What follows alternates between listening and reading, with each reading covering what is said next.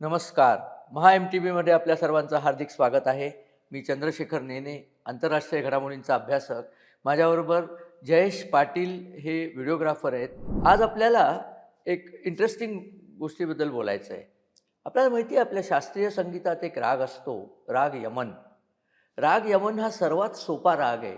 सा रे ग म प ध नि सा त्यातला म तीव्र अशी त्याची सरगम आहे आणि तशीच उलटी सरगम आहे. परंतु याच नावाचा एक देश आहे जगामध्ये, यमन.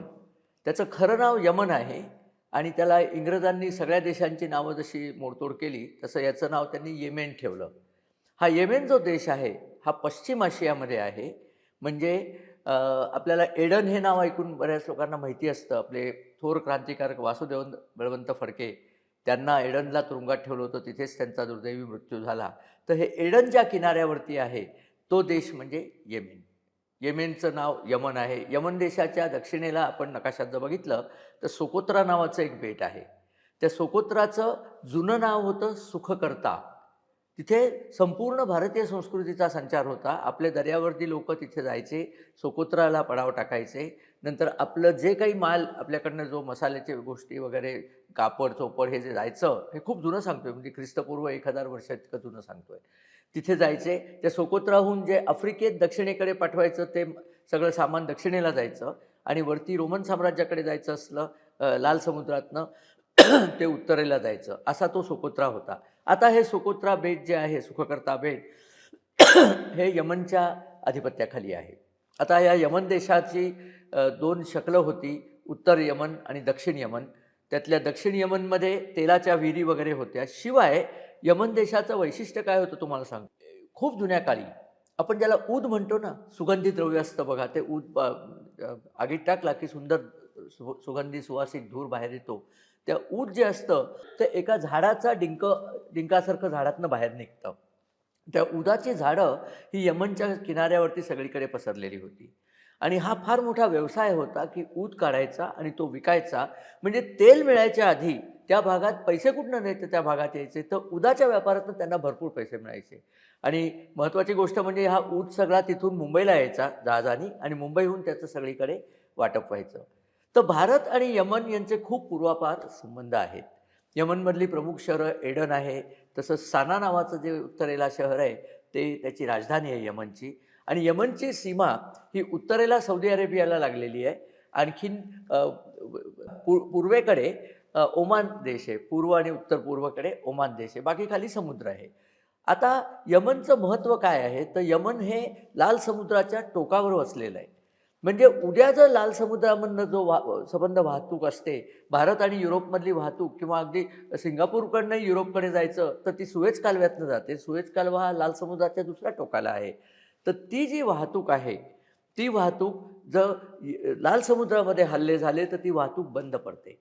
म्हणजे असं समजा, की हा यमन देश आहे, हा तिथला पहारेदारच आहे. आणि यमनच्या समोर जी सामुद्रधुनी आहे, म्हणजे जिथे अगदी चिंचोळा झालेला आहे लाल समुद्र, त्याला तर गेट्स ऑफ टेअर्स म्हणजे अश्रूचं द्वार असंच म्हणतात, कारण तिथे खूप खडक असल्यामुळे जहाजं बुडायची वगैरे अशी सगळी गोष्ट. आता या यमन देशामध्ये वेगळ्या-वेगळ्या टोळ्यांचं राज्य होतं. दक्षिणेचा जो मी तुम्हाला भाग सांगितला, त्या भागाचं नाव आहे हद्रामौत. आता हद्रामौत याचा अर्थच फार गमतीदार आहे. हादरा म्हणजे आला, अरबी भाषेमध्ये हादरा म्हणजे आला किंवा जुन्या हिब्रू भाषेमध्ये हादरा म्हणजे दरबार. मौत म्हणजे मृत्यू. म्हणजे मृत्यूचा दरबार म्हणजे मृत्यूशी संबंधित असं नाव असलेला तो जो प्रांत आहे हद्रामौत, त्याची राजधानी आहे मुकाल्ला.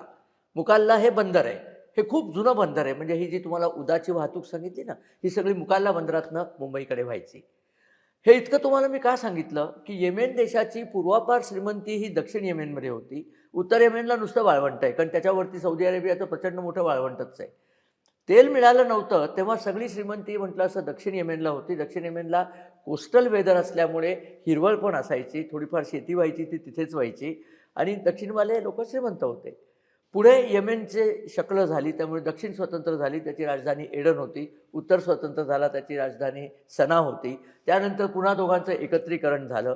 पण इथे उत्तर येमेनला जे आहेत सध्याचे लोकं, ते हुती नावाचे एक टोळी आहे. हुती हे शिया आहेत आणि ते अत्यंत आक्रमक असे शिया आहेत. म्हणजे ते काय करतात, की सौदी अरेबिया हा सुन्नी देश असल्यामुळे कायम सौदी अरेबियावरती हल्ले करत असतात आणि सौदी अरेबिया त्यांच्यावरती हल्ले करत असतो. साधारणपणे मुस्लिम देशांमध्ये एकमेकांचे गळे कापण्याची जी स्पर्धा आहे, ती चालूच असते. आपल्याला माहिती आहे. साधारण ते शांततेने राहूच शकत नाहीत. तर अशा या यमन देशामध्ये एक आक्रीतच घडलं. परवा मुकल्ला बंदरामध्ये युनायटेड अरब एमिरेट्स म्हणजे संयुक्त अरब अमिराती ज्याची राजधानी म्हणजे अबुधाबी आहे. अबुधाबी, दुबई वगैरे हे सगळे आहेत. त्यांनी एक जहाज पाठवलं होतं. त्या जहाजामध्ये शस्त्रास्त्र होती आणि ते जहाज दक्षिण येमेनमध्ये जो एक क्रांतिकारी ग्रुप आहे 2007 पासनं त्याचं सेपरेशन करता मूव्हमेंट चालू आहे. त्या ग्रुपचं नाव आहे STC सदर्न ट्रान्झिशनल काउन्सिल हे त्याचं इंग्रजी नाव आहे. अरबी नाव वेगळं आहे. तर त्या सदर्न ट्रान्झिशनल काउन्सिलच्या योद्ध्यांकरता अ, सैन्यातल्या गाड्या आणि हत्यारं ही सगळी संयुक्त अरब अमिरातांनी पाठवली होती. आणि STCचे लोकं सौदी अरेबियाला त्रास देतात म्हणून सौदी अरेबियाने या जहाजावरती बॉम्ब टाकले. म्हणजे सौदी अरेबिया खरं संयुक्त अरब अमिरातीचा मित्र आहे, मित्र देश आहे. बॉम्ब टाकल्यानंतर सुद्धा सौदी अरेबियाने जे स्टेटमेंट केलं ते आमचा बंधू राष्ट्र जे अमिरात आहे, त्यांनी चुकून आमच्या शत्रूंना शस्त्रास्त्र पुरवली असल्यामुळे आम्हाला हे पाऊल घ्यावं उचलावं लागलं. आमचं काही भांडण नाही. अशी मल्लीनाथी त्यांना करायला लागली.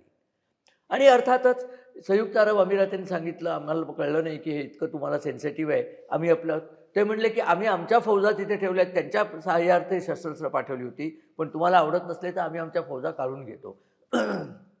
हे सगळं मी आपल्याला अशाकरता सांगितलं, की आपल्याला दिसतं तसं यांच्यातला बंधुभाव तितका क्लोज नाही आहे. आणि या सगळ्यांचा शत्रू कोण आहे? तर हुती. हुती हे शिया आहेत.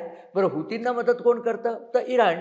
कारण इराण शिया आहे. जगभरचे कुठेही शिया असले तरी त्या सगळ्यांना मदत करायचं कंकण इराणनी बांधलं आहे स्वतःच्या हाताला. उगाचचं काही कारण नाही. इराणला हे सगळं करायची काही गरज नव्हती. एनिवे, इस्रायलचा नाश करायचा आणि शिया लोकांना मदत करायची आणि मदत म्हणजे पैशाने करायची, शस्त्रास्त्रांनी करायची, ट्रेनिंगनी करायची. इस्रायलवरती जो 7 ऑक्टोबर 2023 साली हल्ला झाला होता आणि त्याच्यात 1400 लोकं त्यांनी ठार मारली. त्या हल्ल्याचं सगळं ट्रेनिंग हमासला इराणने दिलेलं होतं. ते इराणमध्येच ते ट्रेनिंग झालं किंवा पाकिस्तानच्या बॉर्डरला ट्रेनिंग झालं माहीत नाही. तर ह्या सगळ्या प्रकारामुळे सौदी अरेबियाने ते मुकल्लाचं जहाज त्याला डॅमेज केलं, मुकल्ला बंदराचं डॅमेज केलं. हुतींवरती तर इस्रायल सातत्याने हल्ले करत आहे. कारण हुती इराणने सांगितलं म्हणून इस्रायलवर हल्ले करत आहेत. प्रत्यक्षात हुती आणि इस्रायलची सीमा एकत्र नाही आहे. पण ते इराणने सांगितलं म्हणून हल्ले करायचे ही प्रथा हुती पाळतात, हिजबुल्ला पाळतात, ते सिरियामध्ये आहेत आणि हमास पाळतात, ते गाझापट्टीत आहेत. आता या सगळ्या हल्ल्यांमध्ये अनेक लोकं मरतात. सिरियामध्ये लोकं मरतात, लेबनॉनमध्ये लोकं मरतात आणि तिथे येमेनमध्ये लोकं मरतात. ती सगळी मुस्लिम आणि अरब लोकं असतात. पण या लोकांना मारणारे पण मुस्लिम असल्यामुळे त्यांच्या मरणाचा गाजावाजा होत नाही. त्यांच्या मरणाचा प्रसार होत नाही. परंतु गाझामध्ये मात्र तिथेही मुस्लिमच मरतात, पण त्यांना ज्यू लोकं, यहुदी लोकं मारत असल्यामुळे गाझाची भयंकर सगळ्या जगभर त्याच्याकरता अश्रू ढाळले जातात. हा लुच्चपणाचा भाग आहे. मुस्लिमांना मारलं तर रडायचं नाही, पण इतर कोणी मुस्लिमांना मारलं तर मात्र रडत बसायचं आणि जगभर आपल्या छात्या पिटत ऊर बडवत निघायचं, ही त्यांची पद्धत आहे. असो, हे जरी असलं तरी आज परिस्थिती फार विचित्र झालेली आहे. आता सौदी अरेबिया आणि संयुक्त अरब अमिराती यांच्यामध्ये युद्ध कधीच होणार नाही. ते दोघं तसेच खरोखरचेच मित्र आहेत आणि त्यांनी आता तात्पुरता समेट केलेला आहे. पण येमेनमधली यादवही काही संपलेली नाही आहे. येमेनमध्ये हुती वेगळे भांडतायत, STC वेगळे भांडतायत. येमेनचं सरकार आहे ते तिसरंच एक वेगळं भांडतं आहे आणि परिस्थिती अशी आहे की तिथे शांतता नांदूच शकत नाही. कारण प्रत्येकजण दुसऱ्याच्या जीवावर उठलेला त्या देशात आहे. गरीब देश आहे खरं. येमेनच्या सैन्याकडे युनिफॉर्मलाही पैसे नसतात. घरातले कपडे घालून ते सैन्य म्हणून जातात. परंतु लढाईची खुमखुमी काही त्यांची संपत नाही. एक गमतीची गोष्ट सांगतो. या हद्रामौतमध्ये जो मुकल्ला आहे ना, त्या मुकल्लाच्या जवळपासच्या गावांमध्ये हजरत मोहम्मदांचे सर्वात जास्ती वंशज तिथे राहतात. म्हणजे ते पहिल्यांदा तिथे आले आणि तिथे त्यांनी स्वतःची वस्ती केली, असं त्या जागेची ख्याती आहे. असो, हे मला आपल्याला काय सांगायचं होतं, की उद्या जर ह्या लढाईने उग्ररूप धारण केलं, तर तेलाच्या व्यापाराच्या मध्ये एक प्रकारचं अडथळा निर्माण होईल. तो अडथळा निर्माण झाला की तेलाच्या किमती वर जातील. तेलाच्या किमती वर गेल्या की सगळ्याच देशांना त्रास होतो, तसा भारतालाही त्रास होतील. परंतु एक दुसरी घटना आता झालेली आहे, त्याच्याबद्दल मी एक वेगळा व्हिडिओ करणारच आहे. परंतु या हुती लोकांना जे सपोर्ट करतात, हुतीला प्रॉक्सी म्हटलं जातं. प्रॉक्सी म्हणजे आपल्याला आठवतं की नाही, कॉलेजात आपण जर आपला मित्र आलेला नसला वर्गामध्ये तर तो म्हणतोय माझी प्रेझेंटी लावून टाक, मी आलो आहे असं सरांना वाटलं पाहिजे. त्याला प्रॉक्सी लावणं म्हणतात. तर इराणला स्वतः लढायचं नसतं तर त्यांच्याऐवजी ते प्रॉक्सी पुढे करतात. त्यातला प्रॉक्सी म्हणजे एक म्हणजे हुती, दुसरा हिजबुल्ला, तिसरा हमास, असे सगळीकडे त्यांनी पेरून ठेवलेत. आता पंचायत अशी झाली आहे की या प्रॉक्सींचा बोलाविता धनी जो इराण, त्या इराणचीच गोची झाली आहे. आणि गोची इतकी भयानक आहे, तेहरान म्हणून इराणची जी राजधानी आहे तिथे पाणीच संपलं आहे. संपलं म्हणजे संपलं, पाणी नाही. सरकारने जाहीर केलं आहे, इराणचे राष्ट्रपती पेजेशकियान त्यांनी जाहीर केलं की आम्हाला ह्याच्यात काही करता येत नाही आहे. इराणच्या लोकांनी साधारण तिथे एक 12 लाख लोकं राहतात तेहरानमध्ये. त्यांनी सगळ्यांनी स्थलांतर करावं. कुठे जावं तर दक्षिणेला कुठेतरी मकरान नावाचं वाळवंट आहे, तिथे त्यांना एक राजधानी बांधून देण्याचं वचन दिलं आहे. बरं, हे इतर वेळेला चाललं असतं. आता इराणकडे पैसेच उरले नाही आहेत. इराणचं जे चलन आहे त्याला रियाल म्हणतात. त्या रियालची गुगलवरती तुम्ही किंमत पाहिली ना तर तुम्हाला 42,000 रियाल एका डॉलरला मिळतात असं लिहिलेलं आहे. आज मार्केटमध्ये गेलं तर रियालची किंमत ही 14.5 लाख एका डॉलरला रियाल इतकी खाली उतरलेली आहे. इराणमध्ये कहर झालेला आहे. पाणी नाही, खायला अन्न नाही आणि त्यामुळे नागरिक रस्त्यावर आलेत आणि नागरिकांचा सगळा रोष मुल्ला आणि त्याचे जे खामेनी म्हणून त्यांचे जे राष्ट्राध्यक्ष आहेत त्यांच्या विरुद्ध आहे. खामेनी पळून गेलेला आहे असं म्हणतात. बुरखा घालून तो कुठेतरी पळालेला आहे. त्याचं मंत्रिमंडळ समोर दिसत नाही आहे आणि लोकं सगळीकडे दंगली सुरू झाल्या आहेत. लोकांना पोलिसांची भीती वाटत नाही आहे. इराणमध्ये पोलिसांशिवाय सुद्धा महत्त्वाचे बसीज नावाचं एक दळ आहे. ते निमलष्करी दल आहेत. ते गुंड आहेत, सगळे सरकारने पोसलेले गुंड आहेत आणि त्यांचं मुख्य काम काय असतं, बायकांनी डोक्याचे केस झाकले नाही तर बायकांना मारायचं. ही त्यांची शूरतेची कामं आहेत. तर त्या बसीजांवरती सुद्धा बसीजांचं हेडक्वार्टर्स पेटवून दिले परवा जमावानी.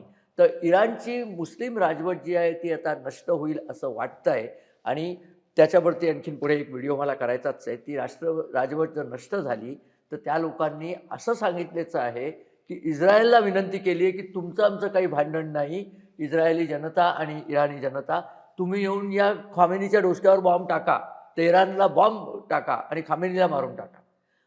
अशी परिस्थिती झालेली आहे. येत्या 2-4 दिवसात आपल्याला कळेल की बहुतेक इराणचं सध्याचं लष्करी आणि मुल्लांची राजवट उलथून टाकली जाईल. त्याचा आपल्याला काही त्रास होईल का? अर्थातच होईल, कारण आपण इराणकडनं बरंचसं तेल घेतो. इराणचे आपले संबंधही चांगले आहेत. नवीन राजवट येईल, त्या राजवटीशी आपल्याला पुन्हा संबंध जोडायला लागतील आणि इराणच्या चाबहार बंदरामध्ये भारताने प्रचंड गुंतवणूक केलेली आहे. आपलंच ते बंदर आहे, त्या अर्थाने तिथेसुद्धा आपल्याला त्रास होऊ शकतो. बघूया काय होतं ते. पश्चिम आशिया शांत कधीच नव्हता, आता तो आणखीन धगधगू लागला आहे. नवीन वर्षाचे जे फटाके उडवायचे असतात ते आत्ता यमन आणि इराण या देशामध्ये उडत आहेत. आणि एक शेवटचं सांगायचं म्हणजे या सगळ्यात खरी गडबड झाली आहे ती पाकिस्तानची झाली आहे. कारण सौदी अरेबियाला मिलिटरीची मदत पाकिस्तान करतं, म्हणजे सैन्य सौदी अरेबियाकडे कोण सैन्यात जाणार, सगळे श्रीमंत शेख बसलेले आहेत. पाकिस्तानच्या लोकांना सैन्यात घेतात. इराणमध्ये पाकिस्तानचं भांडण चालू आहे, त्यामुळे इराणच्या सीमेवर त्यांना सैन्य ठेवायला लागतं. सौदी अरेबियात सैन्य ठेवायला लागतं. यमनमध्ये सौदी अरेबिया मागेल तेव्हा सैन्य पाठवायला लागेल आणि वरती तालिबानांशी लढायला सैन्य लागतंच आहे आणि बलोच लिबरेशन आर्मी त्यांच्याशी लढायला सैन्य लागतं आहे. उद्या जर भारताने हल्ला केला तर सैन्यच नाही आहे. मुनीर सध्या जो बसला आहे ना बंकरमध्ये लपून आणि बुलेट प्रूफ जॅकेट घालून जो बसलेला आहे त्याचं मुख्य कारण ते आहे. भयंकर घाबरलेला आहे. पाकिस्तानची परिस्थिती अत्यंत बिकट झालेली आहे. आणखीन ती बिकटच होणार आहे. त्याबद्दल पुन्हा पुढच्या व्हिडिओमध्ये मी सांगेनच. तोपर्यंत हा व्हिडिओ जर आपल्याला आवडला तर आपण मित्रपरिवाराबरोबर शेअर करा, आमच्या चॅनलला सबस्क्राईब करा आणि हो, हा व्हिडिओ बघितल्याबद्दल नमस्कार आणि धन्यवाद.